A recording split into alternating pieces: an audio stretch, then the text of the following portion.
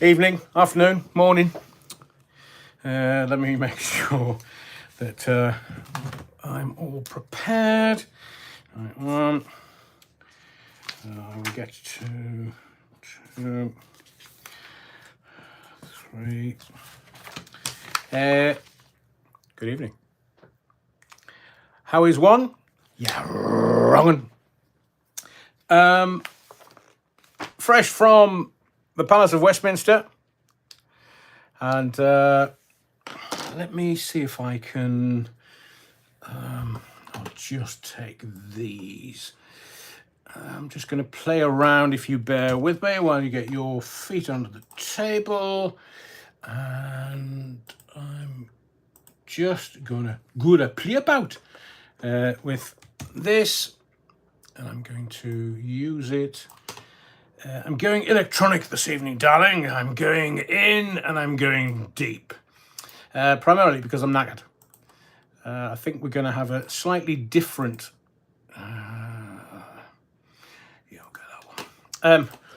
slightly different. We've got stuff to talk about. Not as much as normal. Because I've been gallivanting all day.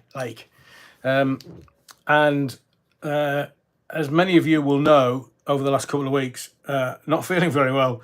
So I have sustenance. So... Andrew James, you're a cheeky tart.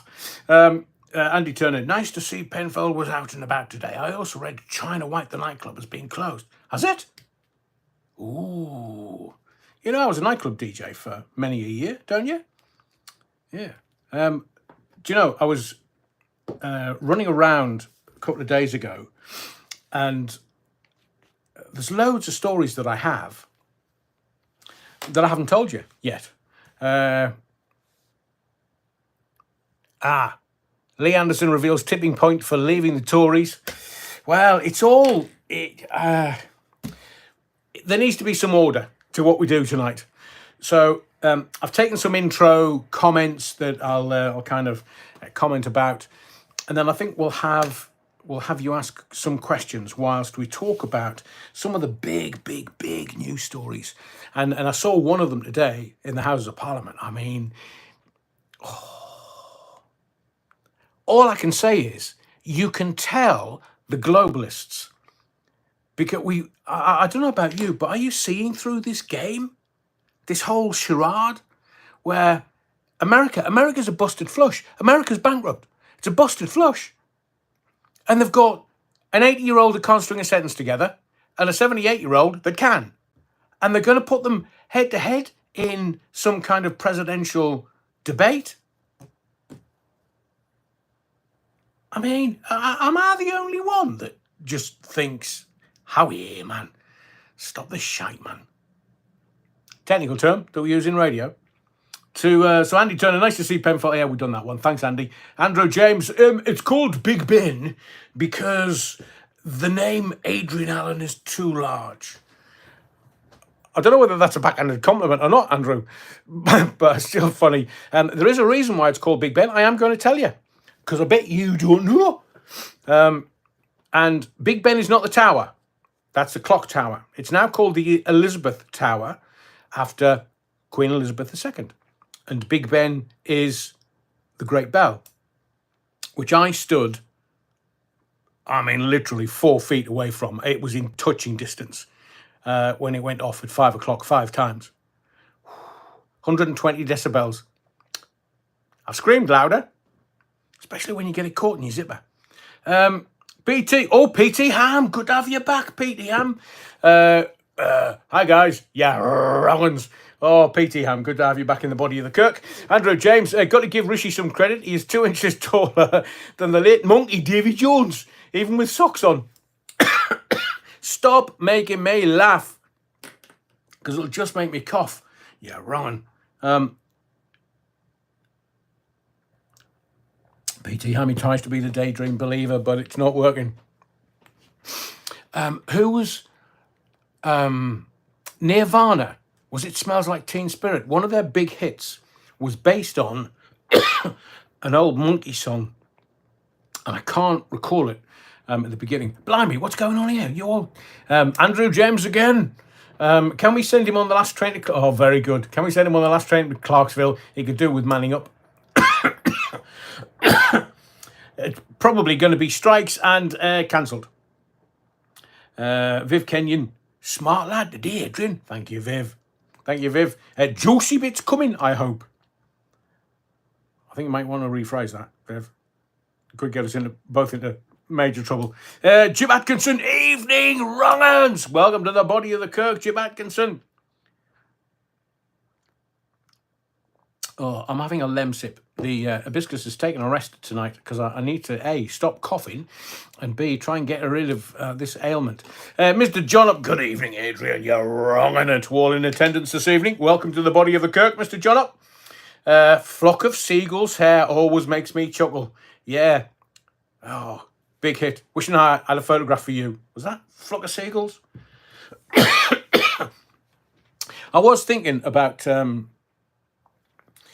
I think I've already asked you this question. Who's that? Andrew James, flock of seagulls, are bold like eggs. There might be now, Andrew, but at one point he was like, that was proper cutting edge. And if you look at the musical stuff, so I'm looking at sort of albums that were out in 74. 50-year-old music, 1974. Only feels like yesterday. But do you know something? Oh, just don't get me started on... Look, the kids can have whatever the kids want.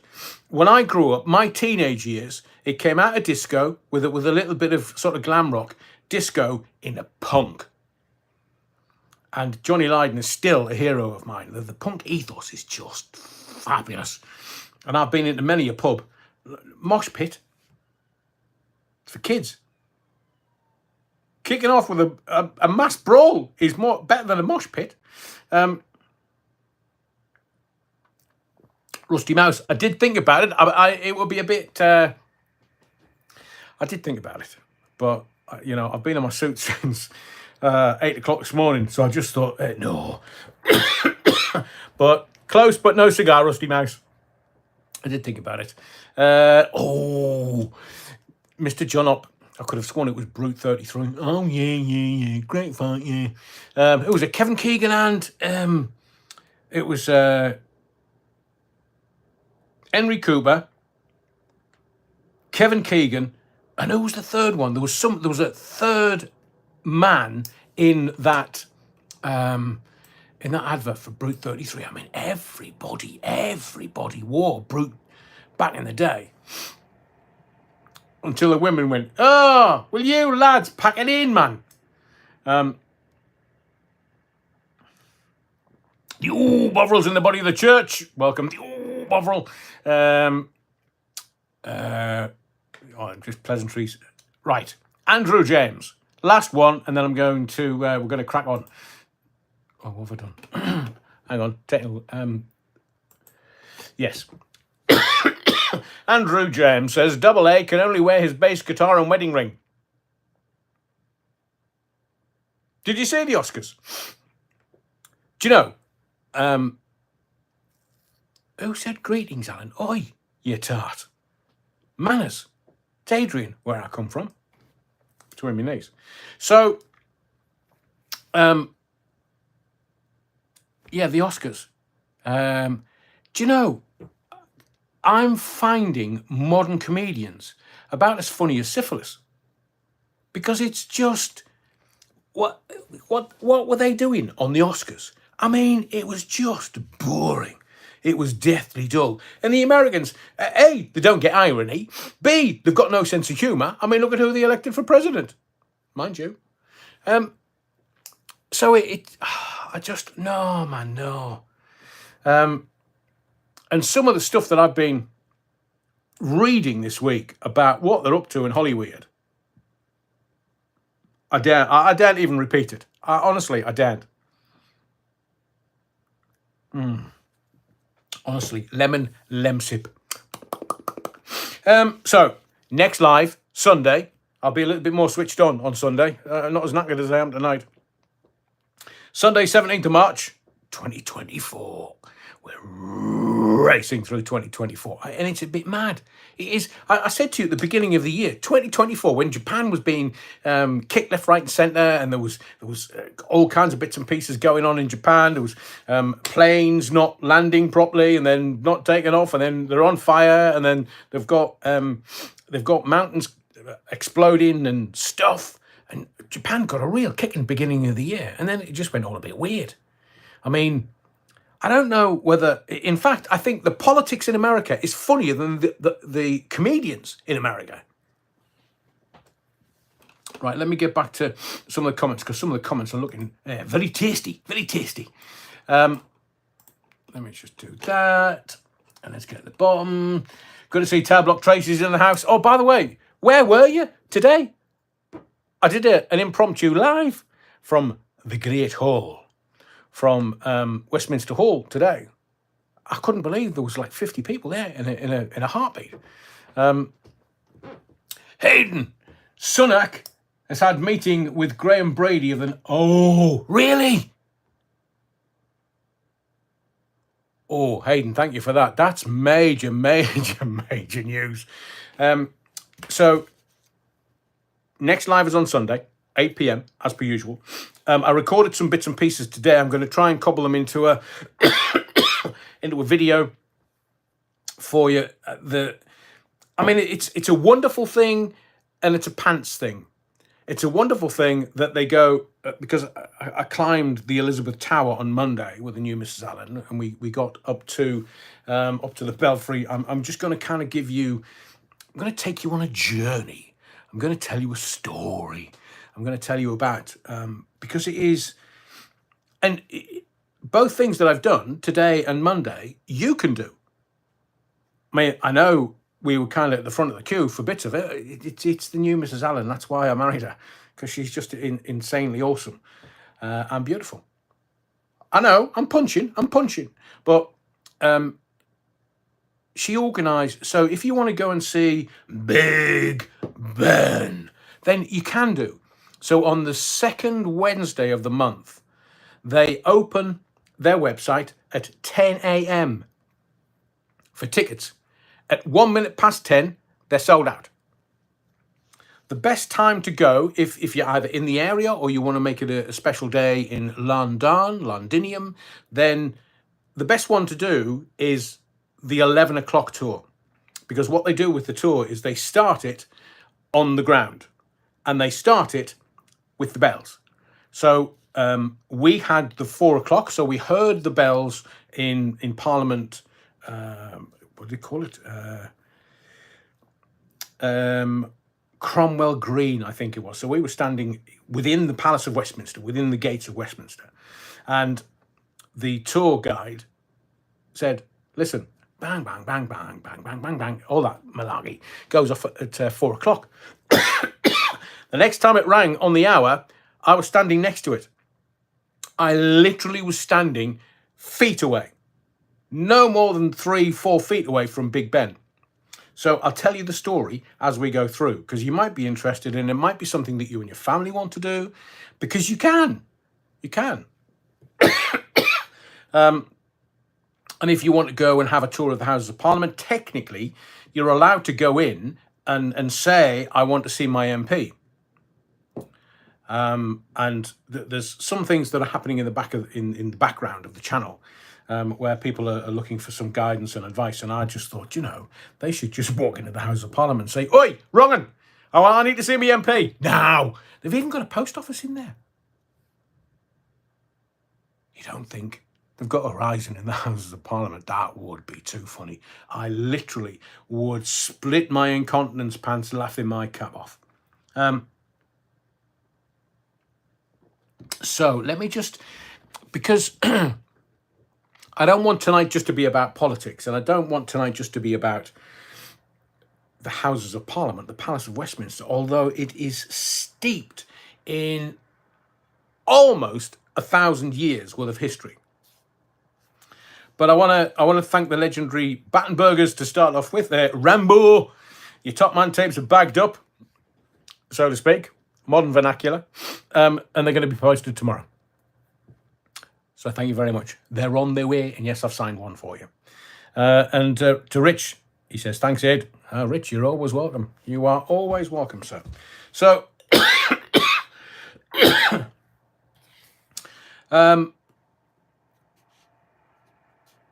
let's start with the Royals. And I'll get to what I saw, who I saw, what I think about what's going on with the clowns in Clown World. They are just clowns. They've been caught out now. They've been found out. Jim Atkinson, Adrian, my ex in the 80s. I don't know what I've done with that handkerchief. Used to work in the hop. It would take him all day to wind every clock. Oh, the House of Parliament, thank you. It would take him all day to wind every clock one turn. It was a real job. A right wind-up merchant. Oh, do you know? I should have seen that one coming. So tell me more, Hayden. Rishi's struggles to win back MPs with 1922 committee meeting. Rishi Sunak has been to see chair of the 1922 committee and reports of a number of letters of no confidence raising. Oh, hang on. Deborah, what research? What, you want me to go in the House of Parliament? So, I'll tell you the stories in just a little while. I want to get to the Royals because it's just all, how can I say this without swearing? BS. Because you and I both know that if the royal household wanted this story squashed, the 77th Brigade would have been all over this like a badly fitting suit. Let me just write that down because I'm thank you, Aidan, for that. I'm very curious. Martin Sullivan, Adrian, have you seen the doc about Century 105? Let me write that down. I need to stay on track with stuff tonight because I know that you'll bloody distract me. Sunak, 1922. And I will answer that. Thank you, Martin. Yes, I have, and yes, I will give you my opinion. Because John Myers is no more, sadly. Big Chunky had a heart attack on a golf course. He's probably trying to hit a one iron. Louise Hampson, bored with the royal family. Louise, you're not going to be bored with this. I don't muck about on here, honestly, Louise. I don't muck about. I'm going to give you it straight. Because there's games afoot here. And what people... So I suspect that there are two factions here, and what we're playing is a power game within the royal households. We're talking about America versus England. We're talking about a power struggle. Because there is stuff going on that these idiots Sarah Vine, no, I'm not saying she's an idiot. Mind you, she was married to Michael Gove, so should have gone to Specsavers.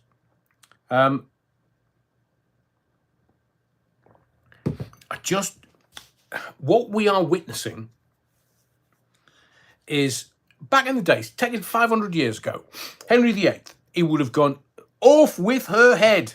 She can't provide me with a son. Chop her head off.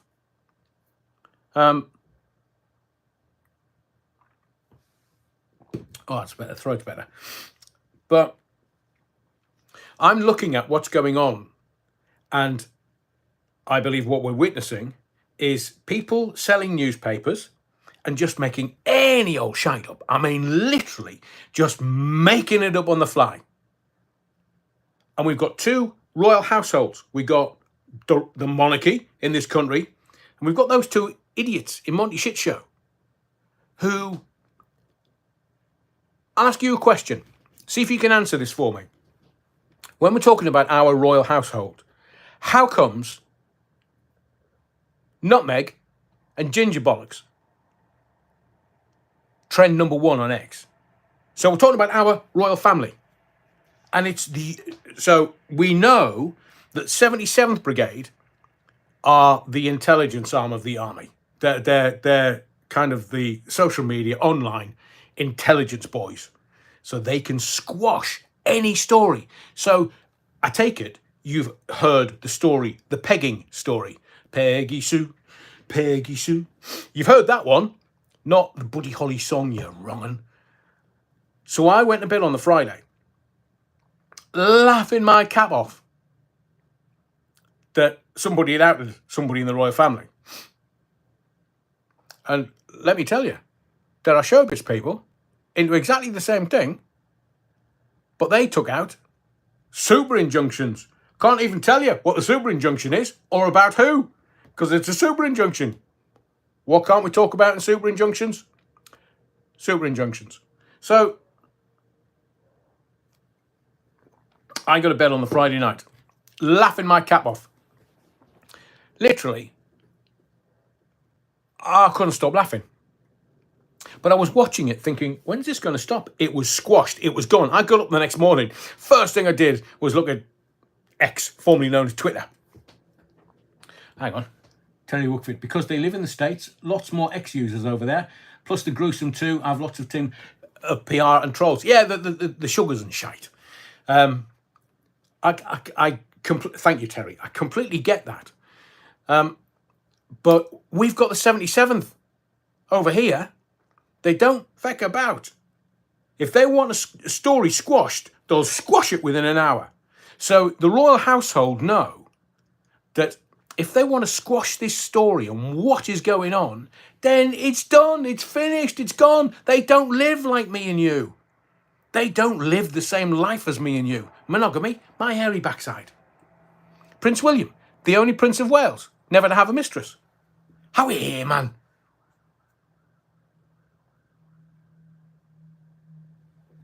Lauren said, so what? Who really cares? A mum edits a photo of her own kids. Leave her alone. She needs space. After having major surgery, it's the least we can do. Lauren, I do agree with you. But I need to take you on this little journey with this little story, because the details of which nobody's paying any attention. Literally nobody is paying attention to the reality of things. People are just, they're talking out their arse, man. Rich, who cares? Well, you need to, because I've warned you about the Black Swan event. And not just one, but multiple Black Swan events are coming. Because we're all waking up, and they don't want us to wake up. So I'm going to ask you a question. I've told you about 77th, which you're probably not aware of. Oh, I've got some very critical thinkers that watch these lives. You tell me. Why hasn't this story been squashed? Why? Put it in the comments. Why has this story not been squashed? They fanned the flames. Why? Now I'll tell you something else. William and Catherine, William Prince of Wales, Catherine Princess of Wales. They planned to go to Italy at the beginning of the year. And then she has planned surgery. Howie, man. I'm not daft all day. You are aware that there was an emergency in a royal household December 28th, aren't you?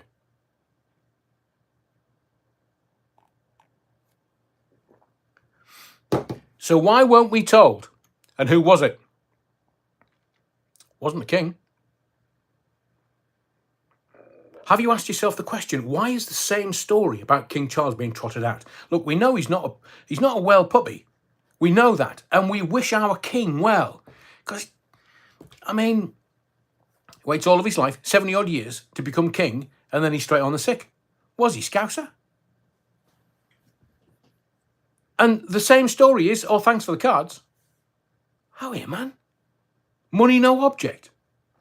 You have priceless works of art that literally all the money in the world can't buy because they're priceless. You can't put a price on them. They've got loads of stuff. They've got loads of Da Vinci stuff in the now King's Art collection. They have jewels that are beyond any riches on this planet. So these people do not lead the same lives as you and I. Terry Wookfit made a very good point. More ex-users in America. Still think Elon Musk could be vice president. So, Nutmeg and Ginger Bollocks, what are they doing? Commenting about stuff that, look, you fecked off to Canada and then America. And the reason why you fecked off is because you couldn't have the deal which was 1 foot in and 1 foot out. You wanted to be able to have all the lovely niceties of life being a member of the royal family, and then you were just going to sell the family down the Swanee for as much moolah as you could muster. That's what they were up to. So this whole situation. Let's get to a starting point. King Charles has cancer. It's not the prostate. He's got an enlarged prostate. He's got cancer elsewhere. They haven't even told us whether they're primaries or secondaries. Whether they have metastasized. How many times can he say thank you? The same story, in the same papers, exactly the same. Thanks for the cards. Thanks for the well wishes. Really appreciate them. Thanks. Brilliant. Lauren says to Tower Block Tracy, well, as someone who avoids all cameras and always has, I would suggest she was trying to appease the rabid speculation. I'm going to get to Catherine because the primary focus has to stay with her abdominal surgery. Not what she's wearing, not where she's going, not what's going on. These divorce rumours? Absolutely scurrilous, disgusting. Prince William, the Prince of Wales, seemingly the Marchioness of Cholmondeley. The Americans couldn't even bloody pronounce it. So I saw Stephen Colbert doing a routine. Off with his head. Look, do you know, those idiots, the Americans, have shit brighter stuff than those people. They can't even get their politics right.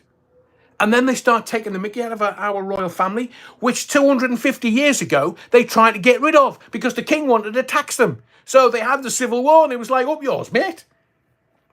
Halloween shite to the king. And now they can't shut up about it. They're over here spending so many dollars to see Buckingham Palace and the House of Commons and all the stuff that we have, all our heritage, because they're insanely jealous. They've got none. Vacuous. That's America. Vacuous. Superficial and fucking stupid.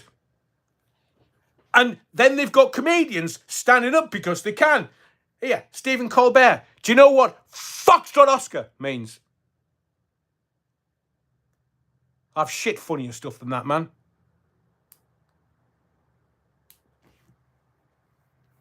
So, 77th. I've already mentioned them. Do you know who they are and what they do? Why haven't they cancelled it? Why haven't they squashed it? So, whether the surgery was planned or not, Catherine, Princess of Wales, is seriously ill. And they're having to knee-jerk to appease the press, to appease you, to appease these idiotic so-called comedians in America. It's a diversion. It's all a diversion. That's why I've asked you the question. Why haven't they squashed this story? They've allowed it to run. They've allowed its own legs, its own life. It's a thing now. Why have they allowed this when we have some of the best intelligence officers in the world, on the planet, thereby the universe? Why aren't they using them? They have before. The pegging story, it was killed within a few hours. It was trending #1.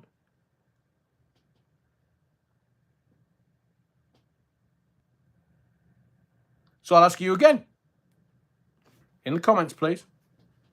Why was an ambulance called? Royal Household. December 28th.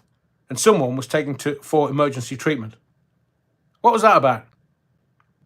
Because I will guarantee you this. Journalists are just propaganda peddlers.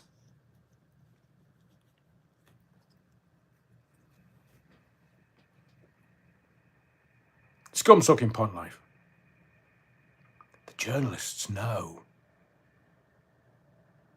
Oh, hang on, what's that? Hayden, thank you. According to the US gossip site, page 6, sources close to Meghan Markle and Prince Harry mentioned, this isn't a mistake that Meghan would ever make. She has a keen eye and freakish attention to detail. Does she? Especially when she's on a yacht. Has he shagged Prince Andrew? The rumours I'm hearing, he was there before Harry. And she's putting out PR. There's not a word that will be printed that she wouldn't okay. So her team would have to run it by her before it went anywhere. And I'm telling you, this is a power struggle because those idiots in America are wanting the power. They're wanting to be the Prince and Princess of Wales. They are wanting the power because they know that they are failing. According to Yahoo News, there were 28 million in debt. Where's that going to come from? How much gear is Harry using? He's freely admitted he's done tons. Do you think he's stopped? I don't.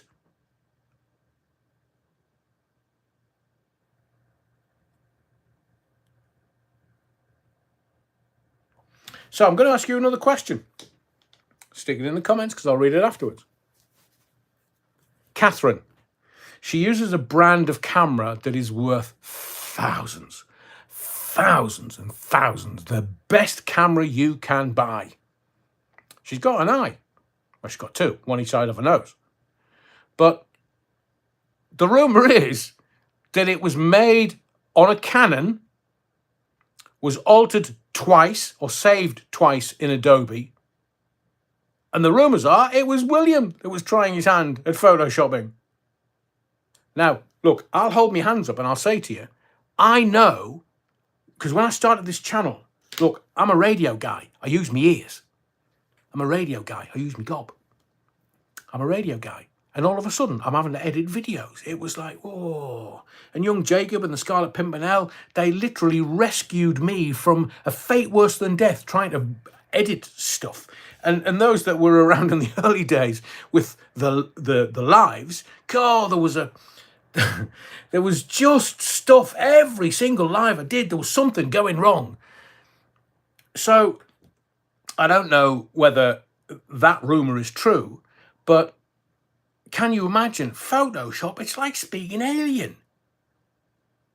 Now the kids, 5-year-olds, they grew up with it. I mean, literally, just if anything goes wrong with the computers, I'm now of an age, and I laugh about it, where my mum and dad used to go, oh, I don't know what that means. Can you sort that out? When I was younger, it's like ding, ding, ding, ding, ding, done.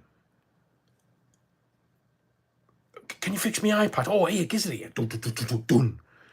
Oh, there's something wrong with me Windows. I said, well, close them. No, on my computer, you're wrong. Un. Oh, here, give me. Dun, dun, dun, dun. Fixed. But now, I would try and use this, and honestly, sometimes I felt like hoying myself off the top of the building. It was so frustrating. And poor Mrs. Allen, at some points, it was, because she's fairly adept at doing this kind of thing. And she would sit me down, calm me down, go, right, do this, do this, do this. But now that there's infinitely more talented people on the team than me, I'm just a gob. Willie's probably just gone, yeah, give us it here. I'm only 40, man. Ish. I'll have a go at that. I'll Photoshop an eye. I'll stick somebody else's arms and legs on there. I mean, why did they blacken out her crotch? Not that, I was focusing on that, but I was just trying to look at all the mistakes in the photograph. Can you imagine? Willie's been down the pub in London. He's just kind of snuck out of Buckingham Palace one night, or Kensington Palace. He's like, oh, I just need a whiskey. And he's gone off and he's had a few sherbets. He's gone for a kebab. He's been taken back by his his Royal Protection Squad, and he's gone, oh, here, take that kebab away. I need to be drunk to eat one of those, man. Drunk food. Give me my laptop. I'll use my Apple this time. And I'll try and edit this this photograph. Jim Atkinson, what's psychological editing? Rich, 33.6 modem, top speed. Oh, I can remember a day where it was a modem, and to get a picture onto your laptop, it would take 20 minutes for a little 10K picture to appear on you. I mean, since the 2002, the speed and everything and computers have sped up. So, look, you want anything doing, if you want anything Photoshopped, if the royal family's watching, I'm not having a go at you, but if you want anything editing, give it to Louis. He's probably so skilled and knows what he's doing. Can you imagine? George, Louis, what are you doing? Oh, I'm just mucking about with my mum and dad's arms. What? Yeah. Do you think I should change the colour of my mum's hair? Louis, you can't do that. Oh, it's easy. It's Photoshop, man. I've been using this for years.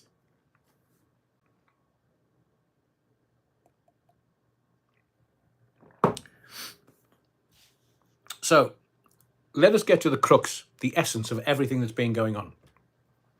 The surgery. Because either Catherine has or hasn't. And I would suggest very strongly that all this stuff is coming out. It's conjecture. There's nothing based in reality, in anything that anybody's saying. It's rumour, subterfuge, and for 1,000 years, we've had monarchy in this country, and in the court, whisper, whisper, whisper, whisper, whisper, whisper. It's all that going on. It is a power struggle. It is blatantly obvious. It is a power struggle. So, on the one hand, we've got, she hasn't had surgery, she died. Where did that come from? Because since March 2020, people have started losing their minds. And to be fair, quite rightly. Because we had a catastrophic event. We were lied to. We weren't led by people that we believed to be more powerful, have more insight, more wisdom. They had the scientists telling them what to do. Those scientists are arguing with the politicians and the scientists now because they know, we know, they lied. They're trying to blame it on the politicians. No, we saw you standing there, Mr. Bullshit. Or should I say, Mr.'s Bullshit. So, we are not trusting anyone. We're not trusting. It is you and I, and all the critical thinkers on this channel. We are all looking for the lies. Because we've had 4 years of it. And now that we are looking at the situation, whether it be with Rich Boy and Keir Starmer, is he scaring you yet? I saw James Not So Cleverly today. Saw Theresa May. Didn't have £1,000 leather pants on. According to her husband, he has to watch porn in a hotel. So, either there's something not going on and the press are running with divorce, affair, she's dead. They're running with all of these scurrilous stories. Why? Because if I was sitting in a foreign country and I wanted to be king, I have to get rid of the current Prince and Princess of Wales. I have to get rid of them. Now, back in the day, could have been a duel, a dawn, pistols. Or it could have been, I'll poison them. You know, we've got well-honed routines in this country, getting rid of royalty and royal families and lineage. Now, we know the German, but they're still our monarchy, Saxe-Coburgs. And he changed it to Windsor because they thought we would all kick off in the First World War. So, Lauren, I agree with you completely. I'm having to make these points for people to start thinking critically. And I agree with you. She's been an absolute diamond. How she was treated by the press was just horrendous. And she's an asset to this country. But where I want to take you, because I want you to think about this critically, she's either had abdominal surgery or she hasn't. And what the press are trying to say to us is she hasn't. Now let's just park that to one side. As I say, what they're telling us, he's having an affair, they're having a divorce, she's stepping back from royal duties. Nobody's mentioning the welfare of the kids. Can you imagine a future king of this country? She's the mother of a future king. She's the wife of a future king. The future of this monarchy rested on her shoulders. And I've told you before many times, the rich plan for 3 generations. Everybody else plans for a Saturday night. The Queen, Elizabeth II, planned for 3 generations. She had her own children, then she had her grandchildren, and then, did she have great-grandchildren? I'm trying to think who would have had them. Yeah. So George and Louis are great-grandchildren. So she did her duty by the country, by the people, and by her family. Planned for 3 generations. That's what, hopefully, William, as a king that was moulded by Queen Elizabeth II, I had private meetings with him. He's got an insanely jealous brother in America. He wants Willie gone. He wants him gone. Any single way, gone. Because what they're trying to do is this. The message is that royal family in England, get rid of them. They're a liability. They're not good enough. They're a liability.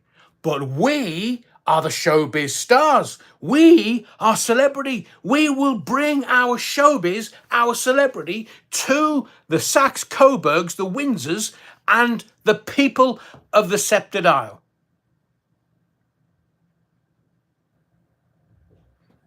Aidan, thank you. Labour has restored the whip to MP Andy MacDonald following the suspension for using the phrase, blimey, I'm not even going to repeat that. So that's the game. That's the power play. They want, seemingly, to bring their showbiz, to bring their celebrity to an island that has had monarchy for 1,000 years. Athelstan, 920. And some B-list cable TV actress thinks she knows what she's doing. Tell you what, she must have skills. And I mean skills. So the outcomes of all this press conjecture, because what is coming is this. If they are lies, and I'm sorry, I'm pointing down there because that's where my daily papers are. If they're lies, then the press are fecked. They are done.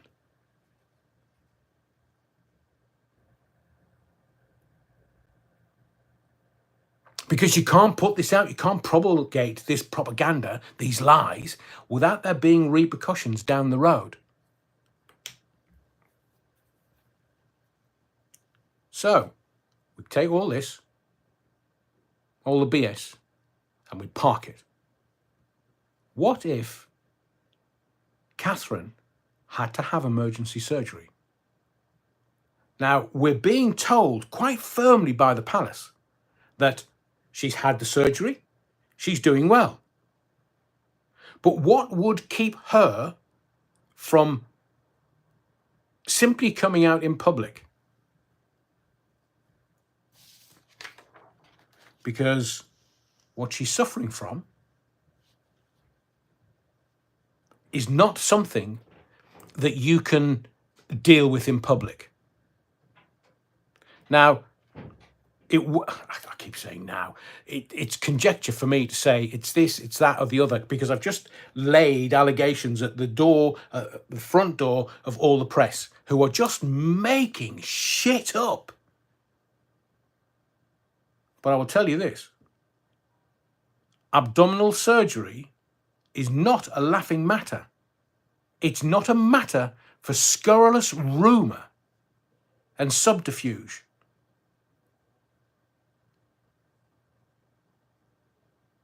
Who said that? Terry Wookfit. You're always on the ball. So Terry Wookfit says she currently has a colostomy bag fitted. So does Cliff Richard, seemingly. So if Catherine, the Princess of Wales, has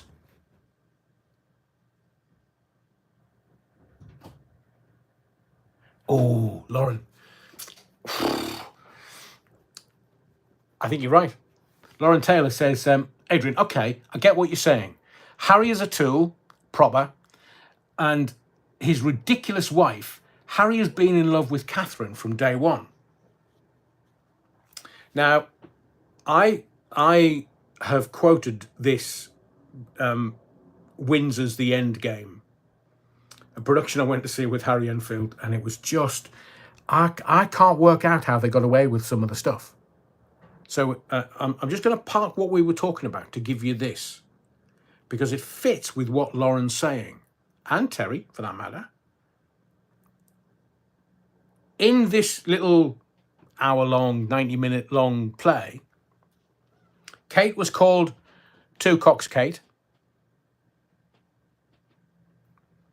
And in Windsor's The End Game, Harry and Catherine had a one-night stand. And they portrayed it in Endgame. And I was like, how can they get away with this? How can they say this? Now, I understand that it's comedy. I understand that you can sort of get away and it's artistic license. But what you can't, I mean, how can you get away with that? But what Lauren's saying actually dovetails with what Windsor's The End Game says, that Harry and Catherine had a one-night stand. That's why I said to you right at the beginning of this live that the royals don't have the same lives as you and I, because money's no object. Not an object. And the power is very soft power. It's not like we're going to invade a different country. I mean, we've done it a few times with France and or Germany and some of the Europeans. We always go and give people a kicking because we're Britons. Although the Vikings did the same to us. So I believe that Lauren's correct. Just my view, in my view, that Harry holds a torch. And can you imagine the insane jealousy in Nutmeg if she thought that he held a torch for somebody else? I mean, can you remember seeing those pictures of her looking at William? I mean, we literally could see what she was thinking in her eyes when she was looking at Big Willie style. She wanted to be queen. So, yes, it is all speculation, I know. So we park up. I agree with Lauren, and I agree with Terry. So we'll park up this Stephen Colbert. I literally could have thrown my TV out the window. Would have upset the wife, but Stephen Colbert's not even funny. About as funny as Piles. So the royals don't live like us. They don't have similar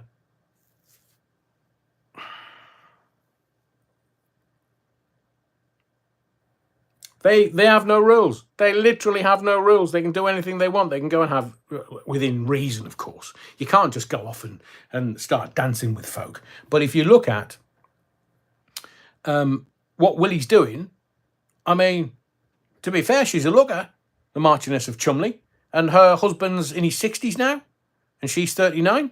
He's 23 years older. And they live just around the corner. I mean, Willie's not going to nip out and say, hey, Kate, I'm just going to nip out for some eggs. Do you want anything? 20 fags? They're not. I mean,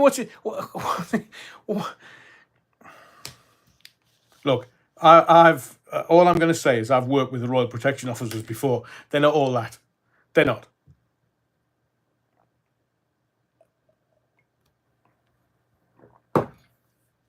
So let's get to, again, I want to return to this because I'm going to give you something and I want you to tell me whether it sits well with you or it doesn't. Terry Wookford has said she's got a colostomy bag, or is it a stoma bag? Now, we were told by the palace it's not cancer. It's categorically not cancer. We were told that. Now, I know you can point the finger at me and say, hang on, Adrian, grow up. They could be lying. I don't think that they are. There is something very wrong, evidently.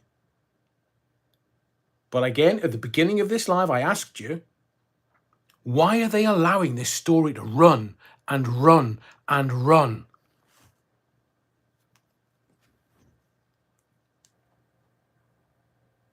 It's such a good runner. We should submit it for the Olympics in the summer in Paris. So if it's not cancer, if we take what the palace is telling us as read and forget everything else in the press, because the only thing that you can believe that the press never get wrong is the price on the front. If Catherine has had to have either emergency abdominal surgery or some kind of planned abdominal surgery, and it might have been planned like, we need to get her in tomorrow, they get the best medical treatment. They get the best. And say they wanted, I don't know, in this day and age, if you wanted to have your, hang on, what's that? South China Sea, China blasts Philippines for ignoring Beijing as tensions rise. Hey, no, they're after Taiwan. That's what they're after. So they could go and have their blood washed and have their stuff taken out of their blood. For a blood wash, it costs about 30 grand. You might need 6 or 7 of them, but, for people that have limitless wealth, it's a mere bagatelle.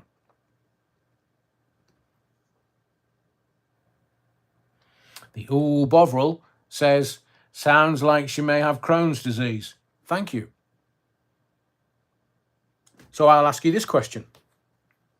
How would you feel if you had a debilitating condition and you lived your life in the public eye? And as the Bovril says, she could have Crohn's disease. If it's Crohn's disease, she may have to wear a stoma bag. It could be ulcerative colitis, if I pronounced that correctly. It was abdominal surgery. It was not cancer, but it was serious enough for her to get her in quick. Now, normally, if they were going to do anything major, the royals just disappear. I believe that Bovril and Terry and Lauren are hitting the nail on the head.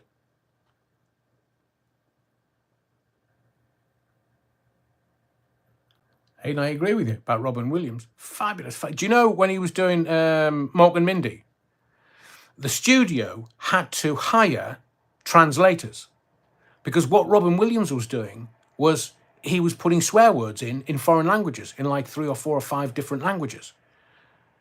And it just sounded like it was Mork being Mork. But it was Robin Williams getting naughty words in where the studio had to hire translators to make sure that he wasn't. How wonderful and creative and genius is that?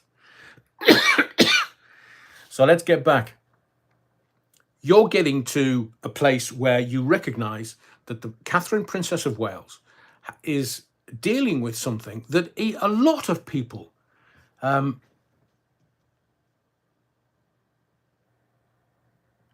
yeah, Roger, I'll get back to the radio in a second, Martin. And she helps promote British business, British fashion. Now, we've had the king of this sceptred isle, come out and said, I had a problem and I've got cancer. And then the press are talking about the king and A lot of men are going to get checked. What would happen if Catherine came out and said, look, I had to do this because I was dealing with this. I've got 3 young children and a husband, and I have to deal with this. We have to come to terms with this as a family, as an individual, and maybe as a country. The press are not going, they don't want that. They want drama. They want scandal. They want to sell shit in newspapers that you'll buy.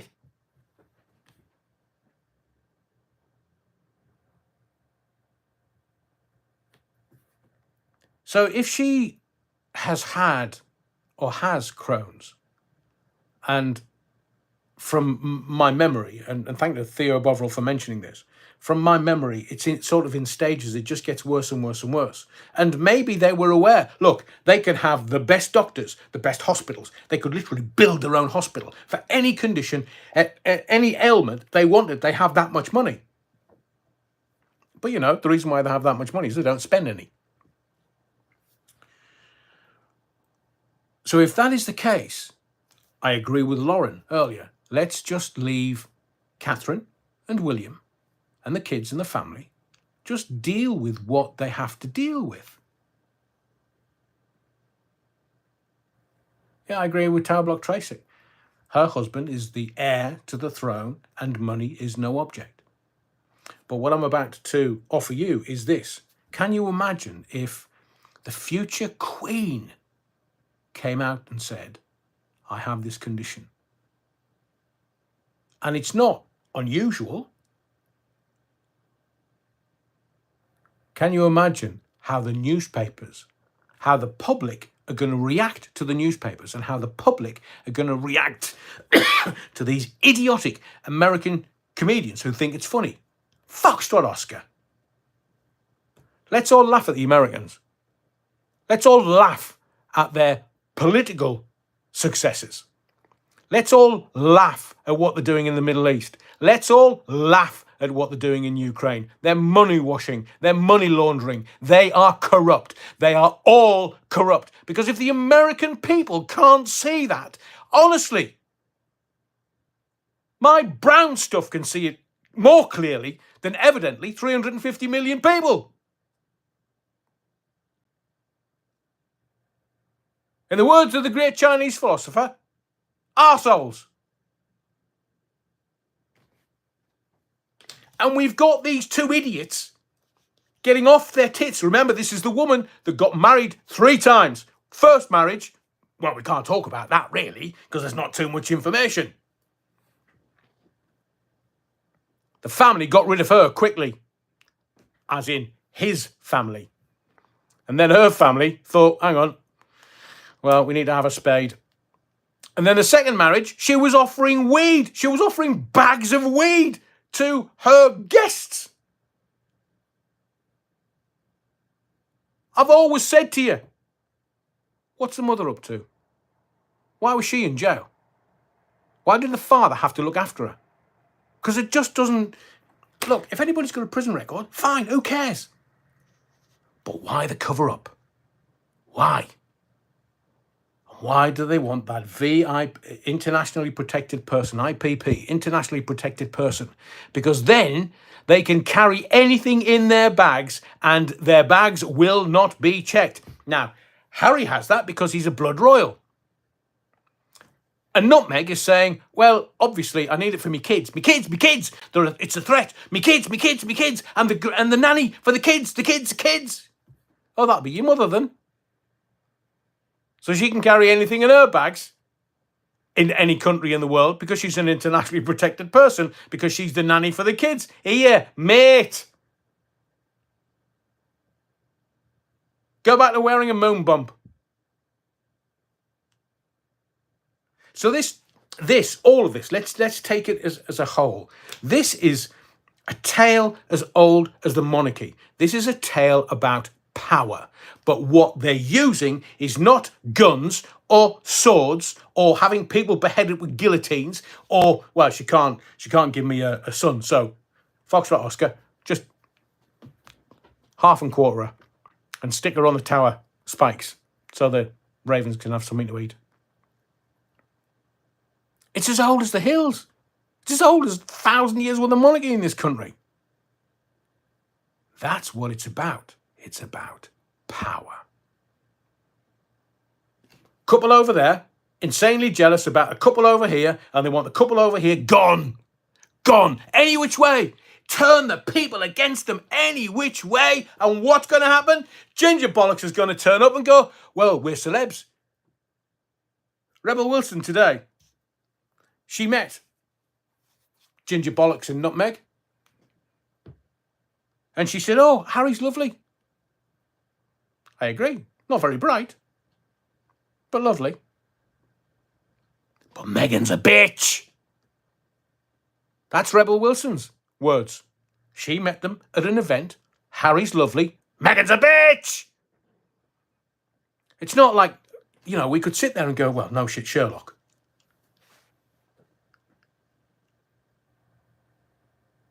So then a poll comes out today.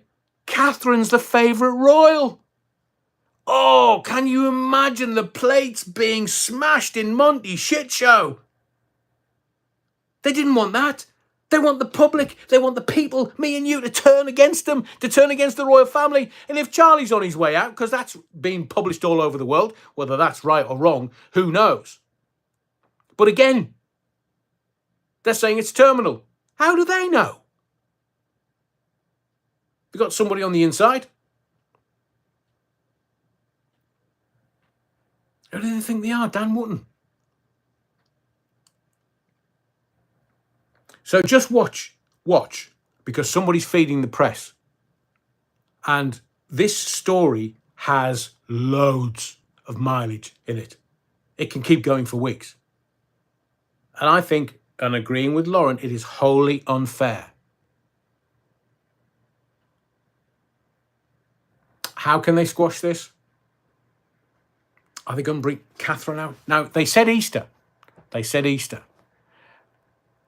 Look at the options. Catherine doesn't come out at Easter. She just says, oh, I need more time. That's understandable. But the people are just going to go, whoa, hang on a second. Is she dead? Are they getting a divorce? Is Big Willie shagging somebody else? Those rumours and stories will be promulgated by the daily press, the red tops.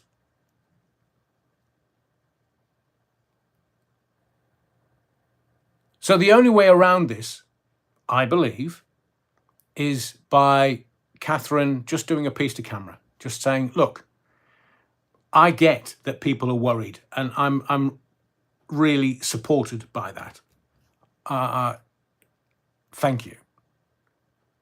But I'm around. I've got 3 young kids to look after. They're all under 10. How am I? Give us a break. Not mentioning the fact that they've got hundreds of staff. They have to do something with this story. And I believe truth will out. Just give us the truth. Squashes it. It literally squashes it. But this grubby, jealous little pair in America, they make me want to chuck the minute I see their name or them. I'm never going to get a knighthood. I'm never going to meet them. I wouldn't want to. I'd turn it down. I'd do a John Lennon. Here, have it back. Have it back. John Lennon was a greater man than any of them. Oh, have this, sir. Have this, sir. No, fuck, not us, sir. How do we end shite? But watch. You can see, and Terry said this earlier, that there's more ex-users in America, obviously. I would suggest that we watch. This is a power struggle. So you watch what comes out of America over here, and you look at how we're trying to deal with it. But I still maintain, why haven't the 77th Brigade dealt with this? It's the monarchy. Do we want a republic? Because there are some people, there are hidden agendas all over the place. If you look at royal courts, royal families, the monarchy from hundreds and hundreds and hundreds of years ago, there were people whispering. There were families marrying families who wanted to be the monarchy. We just think they were inbreds that were a bit thick. This has gone on for time immemorial. People want the riches. They want the top job. They want the power, the soft power that goes with being a monarch. Game of Thrones. Exactly. Thank you, Sean. And there's Samantha Markle, Meghan's sister. Her lawsuit has been squashed. This is against a woman that freely admitted that she lied to a court of law in this country. She said she didn't mean to mislead the court. So what was the purpose of telling lies then, Your Honour? It's utter bollocks. Thong for thong thong. Game of thongs. That will be interesting. Mind you, Harry likes doing it naked, doesn't he? As that dominatrix. Were you watching on Wednesday? This dominatrix in America. I'm going to sell Harry's crusty skiddies. Oh, cum-stained boxes. Who'd want to buy them? Well, somebody did for $250,000. Maybe he wanted the DNA. Find out who fathered Ginger Bollocks. That would be interesting. Mind you, he's already had his DNA done. So, Nutmeg, she's got this. She's got his DNA. She knows who his dad is. Oh, can you imagine she's going to release that in her book? I mean, it'll sell millions. It'll make them multi-billionaires. Ruin the royal family. Stuart almost threw up my mouth there. Me too. I'll tell you the story about the Palace of Westminster. I know I've focused really on the royal family this evening, but we have to, because there are people around the world that have agendas that want rid of the monarchy. They want a republic. Look what the Russians did in the Russian Revolution. Jesus. And if it's all going red, and we're all going to be told what to do by the Chinese Communist Party, you know what's happening now, don't you? They want them gone. And there's Ginger Bollocks and Nutmeg going, oh yeah, we'll be king and queen. Yeah, we'll do it. Don't worry.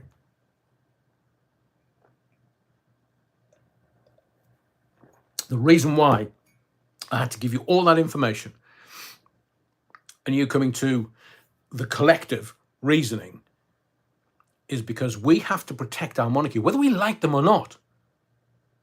There are forces, evil forces around this world that want them gone. And remember, Second World War, the reason why the monarchy in this country, and there are very famous pictures of our future Queen Elizabeth II giving a German salute,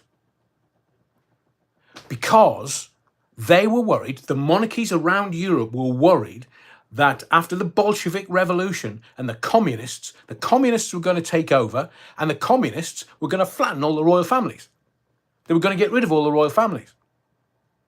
You have to understand that although they're monarchs and money is limitless, they're only human.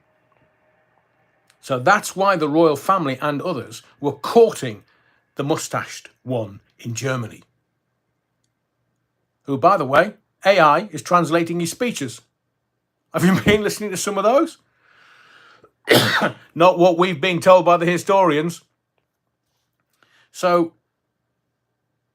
the royal family were courting the mustachoid one in Germany because they thought that fascism was going to defeat communism, and the royal households needed him to defeat communism because they thought they were all going to be put to the sword.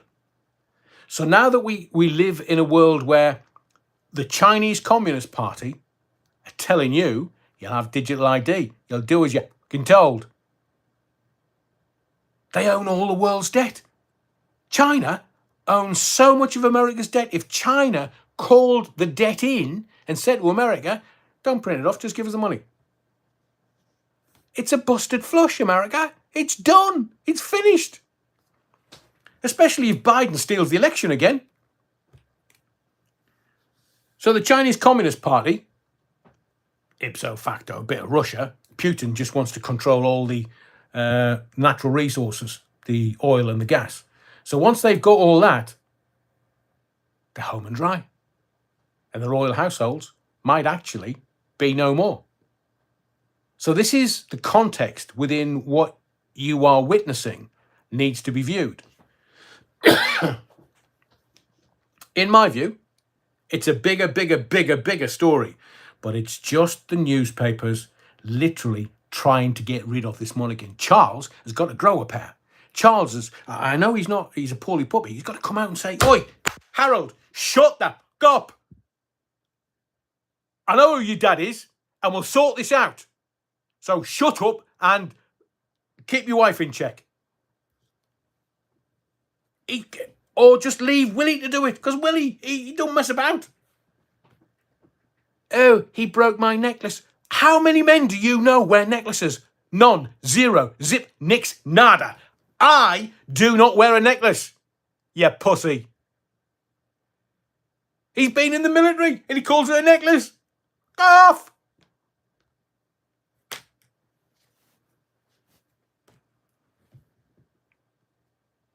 There are, as the Queen Elizabeth II said, there are dark forces at work. And I believe those dark forces have not stopped. I want to kind of lighten things up, because that needed to be said. That context needed to be understood. Let's hope that Catherine, the Princess of Wales, is well as she can be, considering what she may have gone through, and is healing. Because I don't want a republic in this country. I don't want communists running this country. We've got 1,000 years of monarchy that we need to protect, because it's all that separates us from everybody else in the world. Our monarchy. And judging by what I've seen, looking at the amount of people that come to this country just to go to Big Ben or the Houses of Parliament or Buckingham Palace or the Trooping of the Colour, the big events, because that's what we do. That differentiates us from everybody else in the country. I mean, there's poor Emile Macron. "No, me wife's not a bloke. I'm telling you, me wife's not a bloke." Your wife can be anything she wants. We don't care. So I want to tell you my story. Big Ben is the bell. Big Ben is not the tower. It is a clock tower. And I will give you an example. The attention to detail by those that designed the clock tower and those that built the clock tower is off the scale. It's off the chart. I won't go too much into sacred geometry, but I have studied a bit. I am aware of it.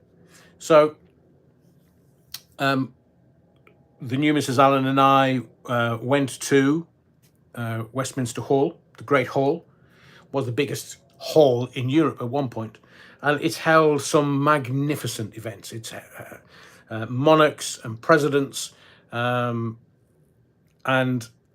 the most famous people in the world. We've had kings tried and executed there. We've had Winston Churchill lie in state, the Queen Mother lie in state, Queen Elizabeth II lie in state. It's the beating heart of this country. And next to it is a clock tower. And to get to the belfry where Big Ben is, it's 334 steps. So, do you know why it's called Big Ben? It has the big bell, the great bell, in the belfry of the clock tower. And they think that Big Ben was named after Sir Benjamin Hall. Don't say who. I mean, I did exactly the same thing to the tour guide. And she said, well, he was the Chief Commissioner of Works at the time the bell was installed. The original bell came from Stockton. The foundry was in Stockton, and they created the original bell. They brought it down and they were testing it, and somebody tested it with a hammer.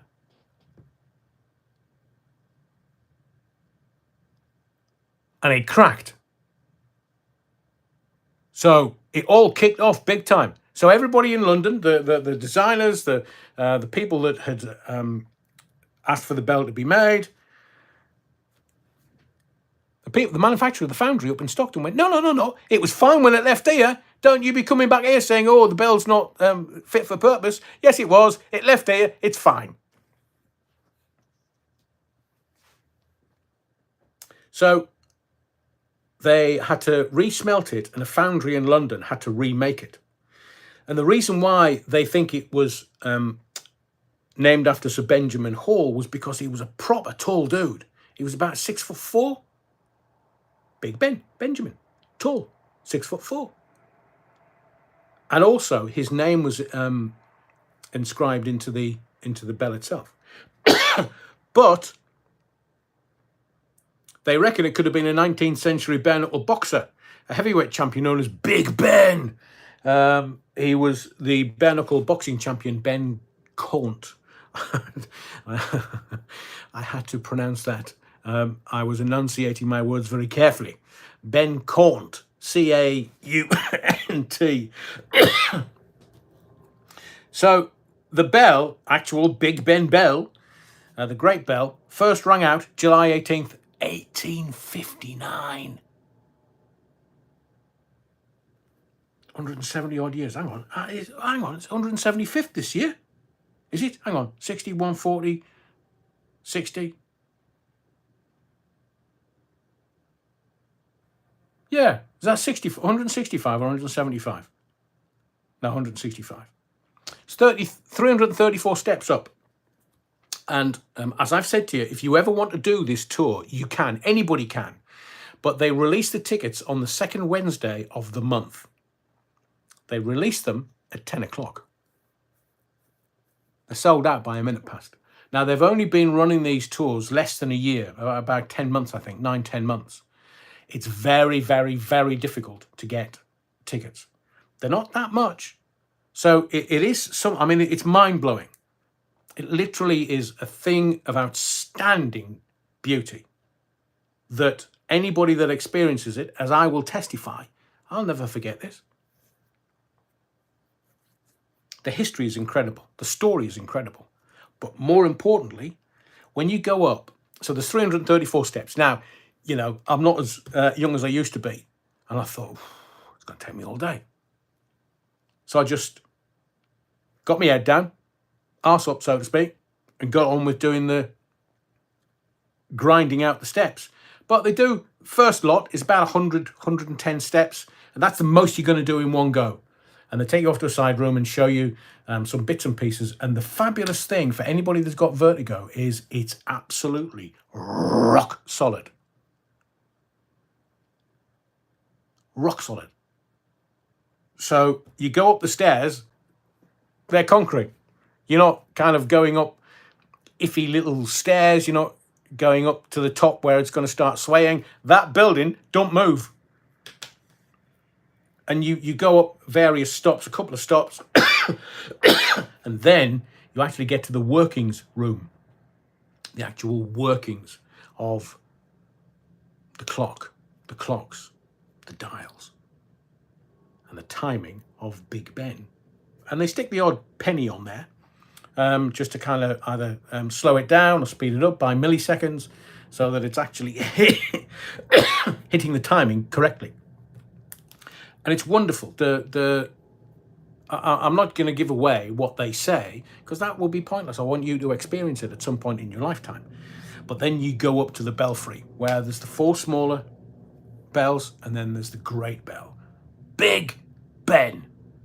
And honestly, it will cure your constipation. So I was literally within feet. And I'm not particularly bothered about standing at the top of some insanely tall building. And, the wonderful Mrs. Allen she knows no fear. You can see out and you can see Buckingham Palace and you can see literally the whole of London from this belfry. But the moment we got to 5 o'clock and we were told, get your ear defenders in, because they give you free ear defenders, get your ear defenders in, and the sound of Big Ben is as you would expect, because you've heard it a million times on the telly, you've heard it on the radio, you've heard it. It's exactly that.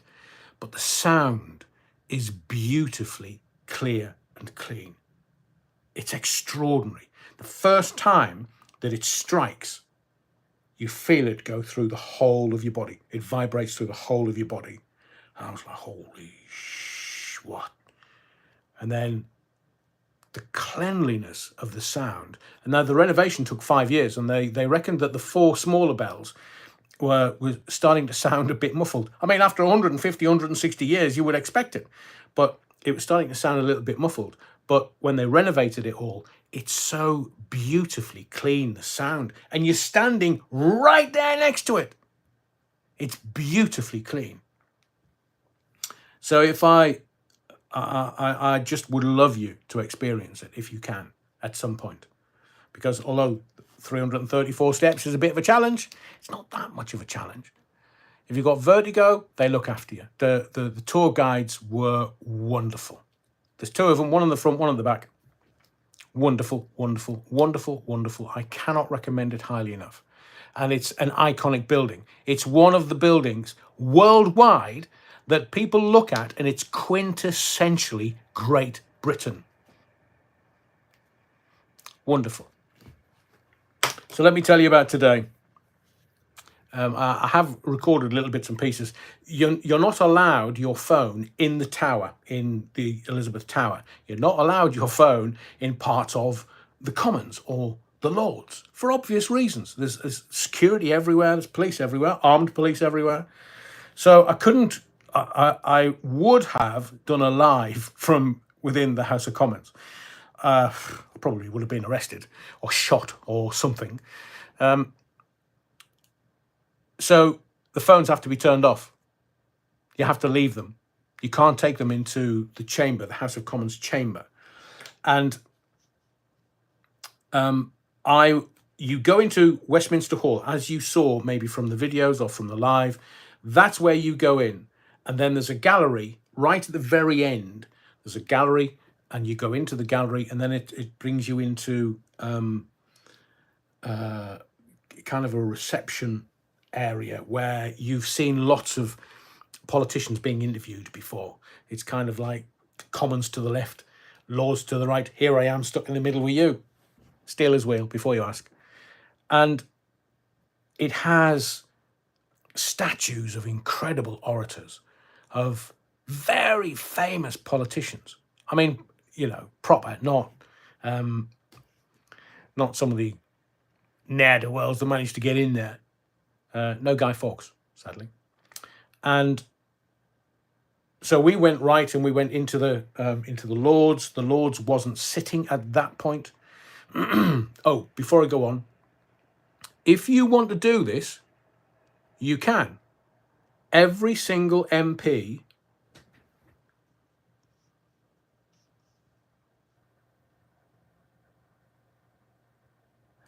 brilliant. Now, I'm going to read this out from Lauren, because I think people with vertigo, it's exactly the same feeling. Lauren says, Adrian, I get that.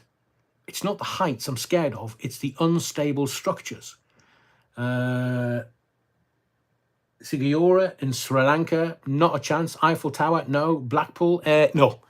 This tower is as solid as a rock. And I'm with you, Lauren. Anything that starts to wobble or starts to move, I'm off. That's why it's taken me so long to be able to ski half decently. So we went into the House of Lords that wasn't sitting. So how you can do this is you can contact your local MP, and they get 4 tickets for P.M.Qs per month. And you can ask. Now, it may take you a few months. I think the new Mrs. Allen took about 3 or 4 months to organise it. And every MP gets that opportunity. And the way that the House of Commons works, they work hard Monday, Tuesday, Wednesday. Maybe there's some bits and pieces on a Thursday, not much on a Friday, most people leave and go to their constituencies on a Friday, Saturday, Sunday, or go home for a rest, because they do work them hard. I'm not suggesting that politicians are slackers. They're not. They're just corrupt. So they get these tickets, and you can apply to your local MP's office and ask for tickets for P.M.Qs, and they probably would do them in 2 pairs. And that's how we managed to get these tickets. Our local MP, to whom I am eternally grateful, because it was an insanely awesome experience, just wonderful. So you go into the, it was like a 50p tour. It was 20-25 minutes before we went into P.M.Qs. Go into the House of Lords. They're not sitting, they're not on the wool packs, and we went into the room behind, which was a robing room for the monarch. That would have been Queen Elizabeth II and or King Charles. And nobody, that robing room, no one has ever taken a picture. Not allowed under any circumstances. Not allowed. So I couldn't take any pictures. I would have loved to have done for you. There's a copy of the Magna Carta in there. I mean, and it is a breathtaking room. There are other rooms within the palace near to the Lords, where they use for visiting dignitaries if they're going to hold a huge event or dinner for some VIP or dignitary. They will hold it in some of these massive rooms, the royal rooms. Paintings galore and stone carvings, and of all the monarchs, previous monarchs. The Queen Mum's there, Queen Elizabeth's father's there, and the previous kings and queens, including Victoria, are all there. I mean, it's just steeped in history, steeped. So we kind of walk around, and I just had to hold my jaw up, because it was breathtaking. And then you've got Sir Lindsay Hoyle. Remember, he was going to be ousted last week because it all kicked off. No, it was just for show, man. So he processes into the House of Commons, where they have prayers before they open every day. And so Sir Lindsay Hoyle went in. I saw the procession of the Speaker with the mace and his security, all brilliant pomp and circumstance, just wonderful. But then you have to have a ticket to get into the public gallery. Now, when you're watching on TV, you'll watch. Do you know that there is a copy of some religious texts in the dispatch box? And do you know why they touch the dispatch box whilst they are speaking? They're almost speaking on the Bible. It's so that they won't lie in Parliament. So that's why when Rich Boy or Blair or Major or Thatcher or anybody that stands there, they touch the dispatch box, because in essence they're saying, I will not lie. I swear on the holy book. That's why. So you go up some stairs, and it was almost as challenging as the Elizabeth Tower in Big Ben. But you go up, there's lots of people going up. There was, I would guesstimate, maybe 300 people in the public gallery. It's packed. So where you sit in the public gallery is above the entrance to Commons Chamber. And you can see Rich Boy turn up at 11:12, slacker, and Keir Starmer pitch up. Now, I didn't realise, I kind of did but didn't. I thought he was a bit taller than Rich Boy, but the pair of them, honestly, if they ever fail at politics, they could become jockeys. They're about that, cockeyed. So they come in. It's the public gallery is packed.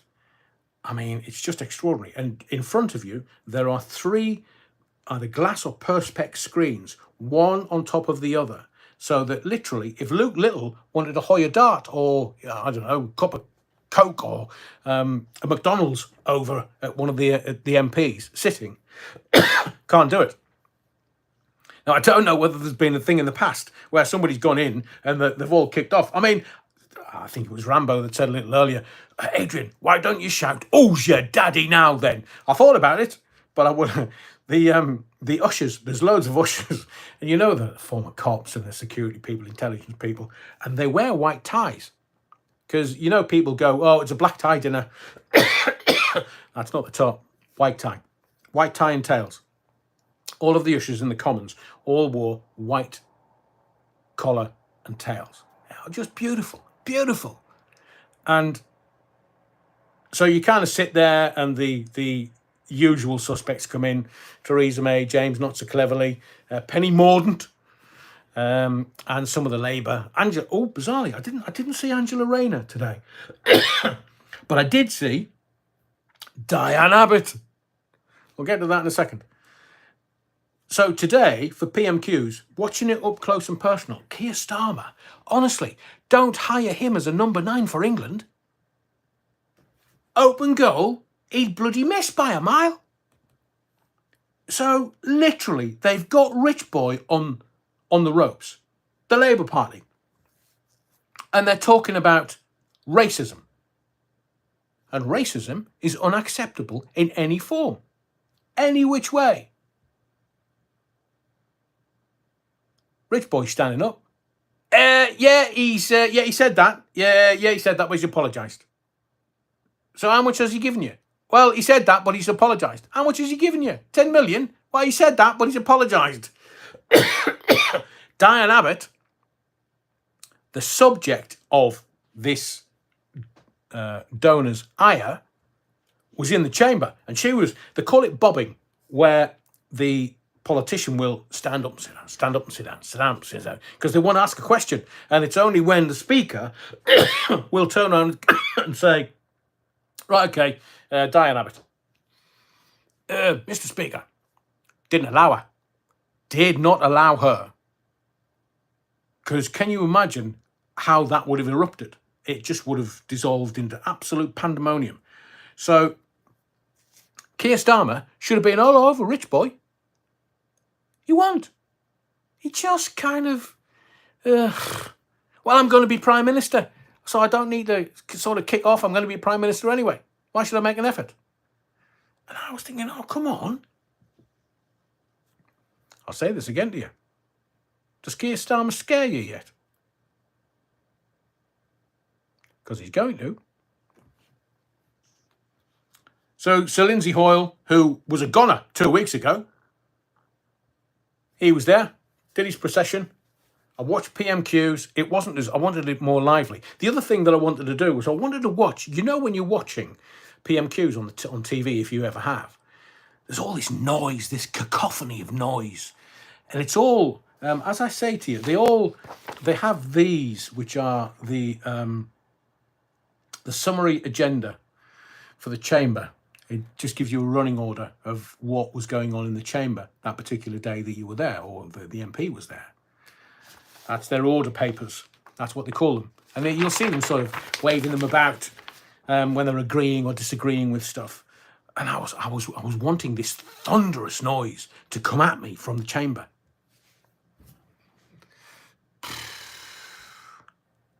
How are you, lads? You know, this is theatre, darling. This is entertainment for ugly people. It's the entertainment arm of the military-industrial complex. How are you, man? Entertain me. And even though the hairs were standing up on the back of my neck and I was somewhere where I never thought I would ever be, and for a little lad growing up in the northeast who would only ever see this on TV or in a magazine or newspaper, this was extraordinarily monumental. This was profound, sitting there watching this. And I just thought, you know that picture of all the apes in the House of Commons? It was that. It literally was that. And the cacophony of sound didn't really come. I was watching the Tories because I thought, well, every time Sir Lindsay Hoyle stands up, he points and it's always the bloody Conservatives. Now, maybe they were a bit hungover. I don't know. But they weren't giving it. Or as the Scots would say, giving it laldy. I mean, proper giving it. And then I looked at the Labour benches and Stephen, what's his face, from the SNP. He sounds menacing. He just always wants to get into a fight. He's got the kind of accent, the Ouija accent, where it's just, you calling my pint fat? Come on! Even, is it Stephen Flynn, the SNP guy? His name's gone out of my head. He wasn't really, he was kind of giving it, but not really. And Rich Boy was standing up, just batting it back. And some of the old codgers who would stand up and ask questions. It was a wonderful spectacle. It was amazing to be there. Amazing. But watching them, I thought, have they got their flip-flops on? When do they break for Easter? Have they got the flip-flops on? It's like, you know, the Premier League. You can tell when the season's finished. They've got the flip-flops on. They want to be on the beach. I was thinking, well, Easter's only a couple of weeks away. How it might get stuck in? No. Now, you can go and re-watch it and re-listen to this. Again, you can be part of this. You can be part of our democracy. People can, if they want to see their MP, I've said this earlier in the live, you can just walk in. I want to see my MP. Who's your MP? Oh, so-and-so, so-and-so. Right, hang on there. I'll see if he's in.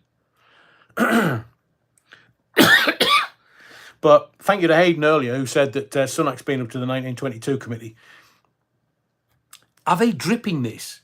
I felt very strongly that it was going to be a May general election. And we're getting to the point where he would have to call it. Maybe he's been to the 22 committee and said, right, lads, general election, end of May, 28th of May. That's why Keir Starmer said last week, we're ready, the Labour Party's ready. Oh. Okay, every time the Labour Party gets in, they bankrupt the country. You know that's coming, don't you? Keir Starmer scare you yet? So that's the sort of the stories. I'll take a couple of points. I think it was Martin Sullivan said earlier about the Century 105 documentary. Yeah, was that with Degsy when he was doing the lunchtime phoning? And Scotty doing the nighttime phoning for Century 105, which was across the northwest. I did Century Radio in the northeast, Century 106 in the East Midlands, and Century 105 in the northwest. And I used to go up to the northwest and do the network weekend phone-ins on the Friday and Saturday nights. So I have seen the documentary. It's fabulous. I mean, John Myers, long standing friend of mine from the 80s. It's a shame that Chunky had to shuffle off because he was a great character. He would always walk around the officers. Anybody got any Scooby snacks? He was always after food. Buy some of your own. Go to the shop and get your own. No, man, I'm busy. Anybody got any Scoobies? I'm starving. Brilliant. And Sunak and the 1922 committee. Oh, the stuff happening. So when I started this live tonight, I thought I haven't got anything to talk about. So let me tell you, that's me with nothing to talk about. An hour and 40 minutes later. Hope you haven't died. The next live is going to be on Sunday, 8 o'clock, 17th of March. I've recorded some bits and pieces today. I'm going to see if we can get them into a video and get them uploaded tomorrow. I just need a little while to kind of regroup in the morning. But we'll go again. There's more coming, more insights coming, and some other stuff which I'm not going to tell you about. I'm just going to watch your face while I upload them. My name is Adrian Allen. And you're utter wrong-uns. There's been nearly 200 people on here and I've only got 85 likes. Jesus, how shite must I have been tonight for you to go, I'm not smashing the likes tonight, Adrian, you're shite.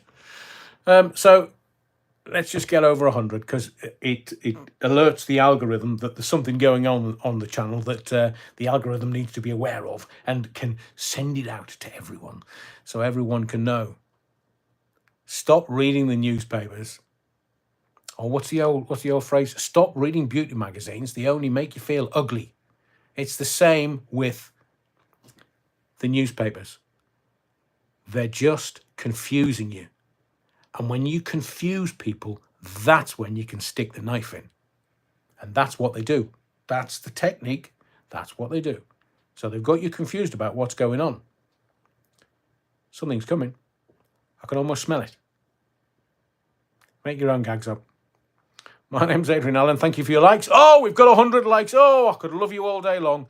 Thank you for your subscriptions. Please make sure that you're subscribed to this channel. I guarantee you, there's people not telling you any of this. None of it, because they can't work it out because they're so confused.